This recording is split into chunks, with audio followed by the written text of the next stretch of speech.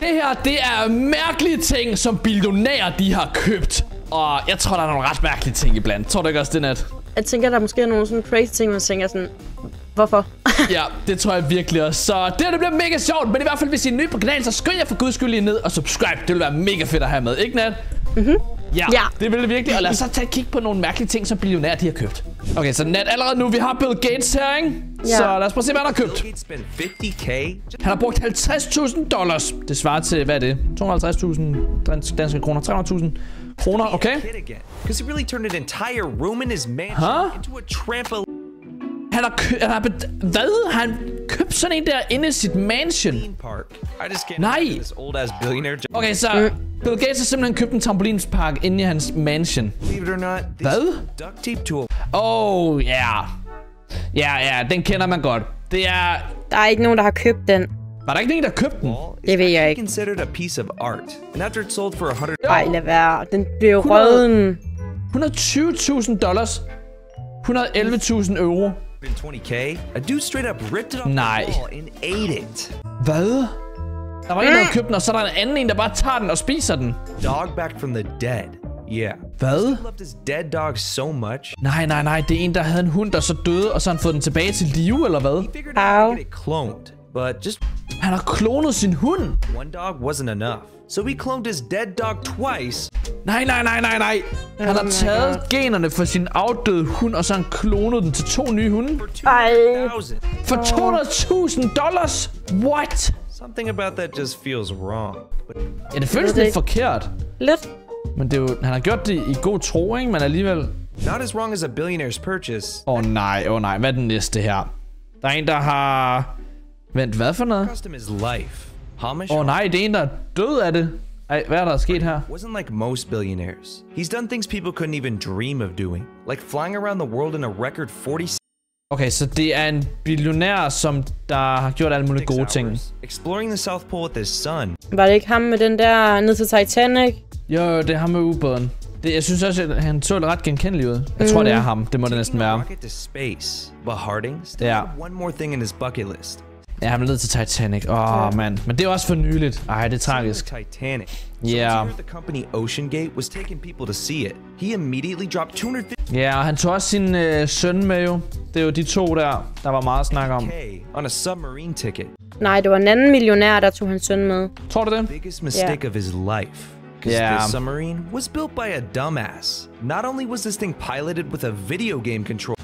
Ja, vi har jo godt alle sammen hørt historien om den der. It was made out of carbon fiber, one of the worst materials you can use on a sub. So when the day came. Ja, så hele problemet lå jo i den måde, den var bygget på, ikke? Men han betaler alligevel $250.000 for at komme derned. Parting in 4 other people descended into the ocean. And I think we all know what happened. Branson owns an entire airline company. Okay, så han ejer simpelthen flyselskab, ham her. Var han med i Ocean Gate? Airplane engineers to make an underwater plane for $662.000 har han bygget et undervandsfly. Hvad? Så det kan flyve, men det kan også dykke? Turns out Branson spent that much because he planned to do a record dive to the Mariana Trench. Hvordan fungerer sådan et? Ej, det ser sjovt ud alligevel. Mariana Trench, det er det dybeste sted på hele jorden. Nej. Så det er en Saudi-arabers en prins dernede. Så han har lavet en konkurrence i noget, der hedder dværgkast. Nej, hvad?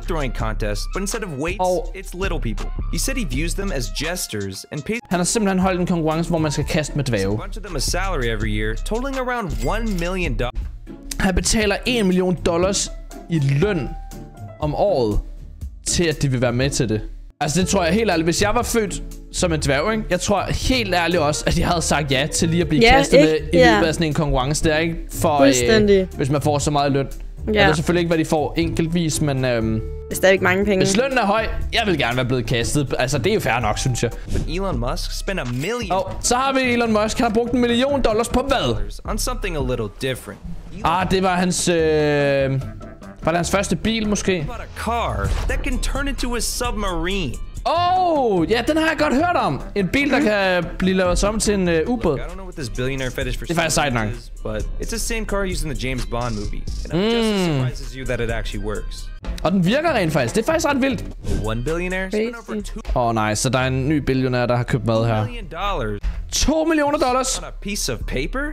This is Billy the $2 millioner på et papir, der var lavet af guld.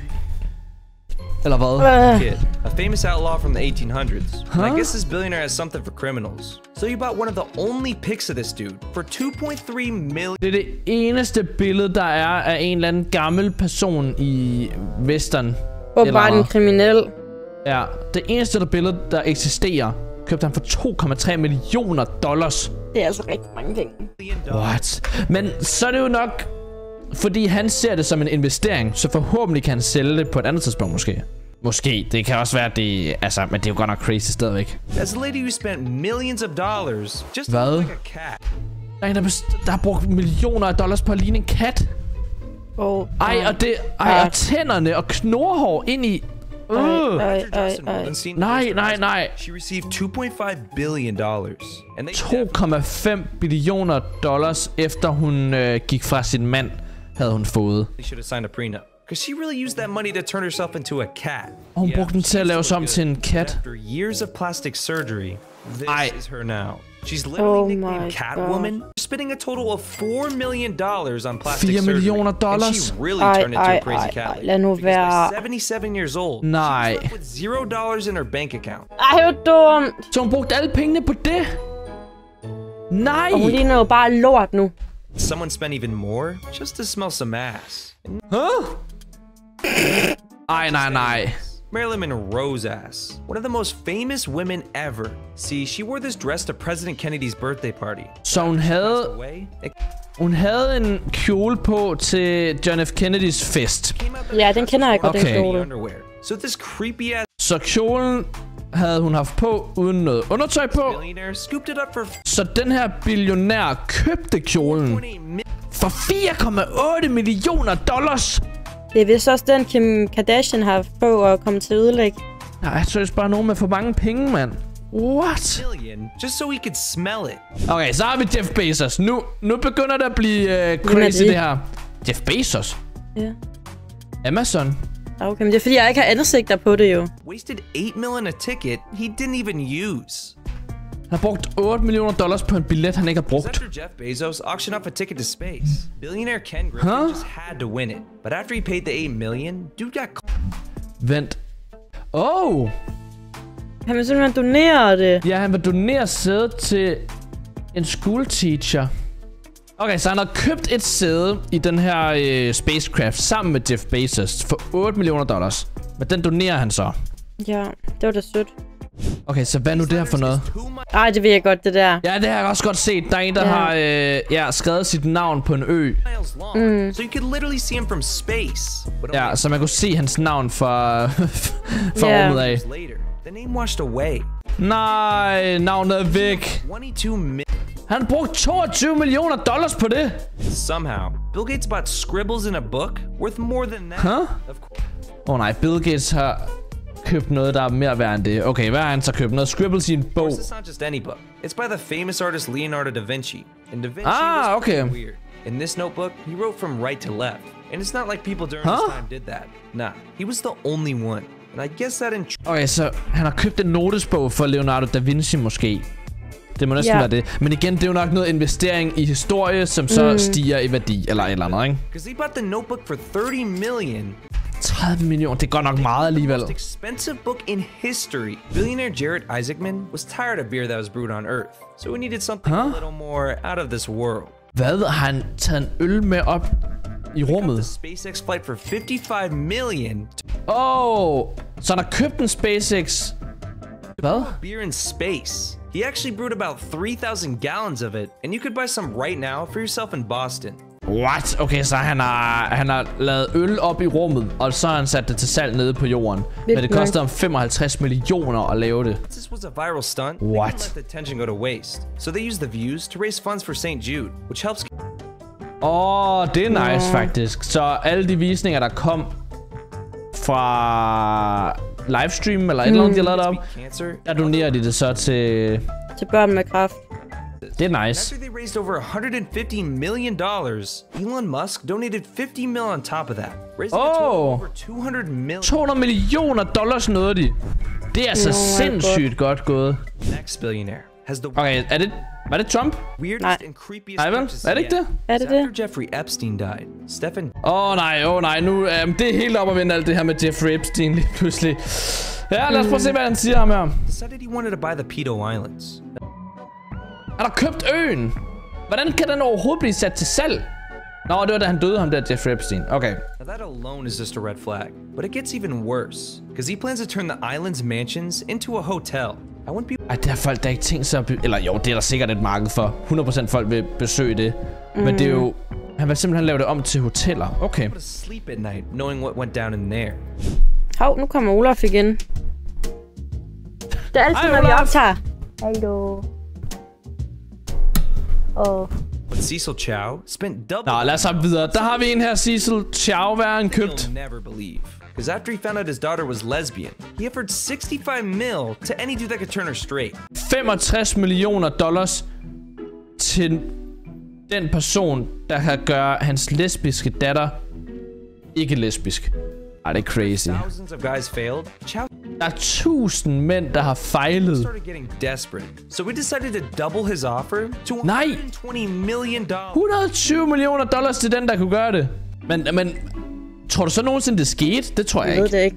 Han har nok ikke brugt pengene. Jeg tror ikke, han har gjort det. On a 100-year-old naked woman. Cousin. Okay. 2015, a painting of a nude woman was being auctioned off. And even though this billionaire knows nothing about art, he was so down bad, he was willing to overpay by $70 million for a total of $170 million. Det er rigtig mange penge. Der er en, der betalt $170 millioner for et billede af en nøgen dame. Så er man dedikeret. An entire cursed pyramid that this next billionaire got. And why Han har købt en pyramide. Okay. he decided to buy it is even crazier. It all began when the city of Memphis decided to build this giant creepy pyramid. Vent lige lidt. En by i Memphis, der har bygget den her pyramide. Og det er i nyere tid i 1900 hvad? 1998, det er jo for nyligt det. Okay, men alligevel det. Altså, pyramide. Det er lang tid siden. Ja, når man snakker pyramider, så er det jo nyere tid, at det er inden for 25 år. Altså. Things took a turn for the worst. Torrential floods destroyed parts of the pyramid. Ej, den gik i stykker. Scaffolding causing. Ej, folk falder ned og sådan noget. There were even reported deaths, but they still continued to turn the pyramid into an event. De fortsatte. After they finished construction, they hosted a concert on opening night. Everything was going smoothly. Ja, så der er mange, der er døde, mens den blev bygget, og så hostede de en koncert, lige snart den var færdig. Og hvad skete der så? Nej! Nej, det hele går galt nu. All of the toilets exploded, flooding. Alle toiletterne eksploderede simpelthen. Det er dumt. Hvorfor har man ikke hørt om det her? Det ved jeg ikke. With sewage. They continued to have events for years, but people eventually found out that there was some weird stuff at the top of the pyramid. No one would go there anymore because of. Ja, det gør nok. Ja, fordi folk er døde og sådan noget. Ej, det er altså en klam pyramide, det der. Den er ikke bygget helt efter hvad den burde. Deaths and flooding and electrical problems and everything else you can imagine. And there was a skull up in the top, a crystal skull, a little demon monkey, little goblin charms hidden up in the capstone and a little metal box. Så de har haft sådan krystalkranie oppe i toppen. Alt muligt mærkeligt, sådan for ritualer. Ja, sådan noget ritual, en masse ritual ting og sager oppe i toppen. Så der er nok mange, der tror, at det er et eller andet overnaturligt eller sådan noget. Was abandoned and nicknamed the. Den blev forladt. Nej. Hvorfor har man ikke hørt om det? Was the cursed crystal skull at the top. No one wanted to touch it. Ej. Det eneste, der er tilbage, altså den er forladt, men det eneste, der ligger tilbage, det er det der oppe i toppen. Until billionaire Johnny Morris had the. Ja, selvfølgelig. Så kommer der en billionær, der køber den. Yeah. Selvfølgelig da. Selvfølgelig. Hvad gav han for den? Lad os prøve at høre. Idea of turning it into a giant Bass Pro Shop. Vil du den om til en butik? Include things like a full lake on the inside you could fish out of, in a giant elevator that would take you to the top of the pyramid. But considering the place was cursed, he just couldn't decide if he should buy it. So he left the decision up to a fish. Hvad? Han valgte at stå, eller ja, være op til en fisk. Ja. He went out fishing with his buddies on the river next to the pyramid and said, okay. It's one of the biggest catfish of my life. I'll buy the pyramid today. Okay, så hvis han fanger en god fisk i dag, så køber han pyramiden. Ja, en catfish, det er jo en bestemt. Og hvis han ikke fanger den, så køber han den ikke. Det er den med knorhår. Ja, jamen jeg kender den godt. Den er, så den vil han simpelthen fange. Hvis han ikke fanger den, så køber han den ikke. Men hvis han fanger den, så køber han pyramiden. 10 minutes before they were about to leave. He is a giant! Oh my gosh, look at this fish! Ja, så fanger han den. He caught one, and it was Han fangede den simpelthen. So a literal fish ended up making the decision to buy this pyramid. Og så køber han den simpelthen. For $215 million. $215 millioner koster den. And today, the mega shop is alive and well. So people believe this catfish ended the curse. Ja, så den der fisk, den sluttede forbandelsen åbenbart. Det er da meget godt, at det bliver brugt nu, så det er ikke men bare spørgsmålet er bare, om det stadigvæk er oppe i toppen, det der uhyggelige noget. Det tror jeg jo ikke, det er. Det er jo nok blevet fjernet. Okay, det er det næste billionær. Er det noget Titanic der? Titanic. No, not the one at the bottom of the ocean. This dude wanted to make an exact replica called the Titanic 2. Not only does it look like the old Titanic, but the Titanic 2. Nej, han har købt... Ej, så han bygger en Titanic part 2. Ej, det må han have givet $1 billion, eller hvad hedder det, $1 milliard for, eller et eller andet. On the same route where the original Titanic sank. Den skal på samme rute. Spørgsmålet er så, om den kan det nu, hvor der har været sådan nogle klimaforandringer og sådan noget. Fordi så rammer den nok ikke et isbjerg mere det samme sted. Det er vildt, at han simpelthen vil gøre det igen. I don't think it'll sink unless the name is cursed. Ja, det kan være, at ordet Titanic eller navnet, det er cursed, ikke? Men han vil simpelthen lave en ny Titanic og sejle den samme rute.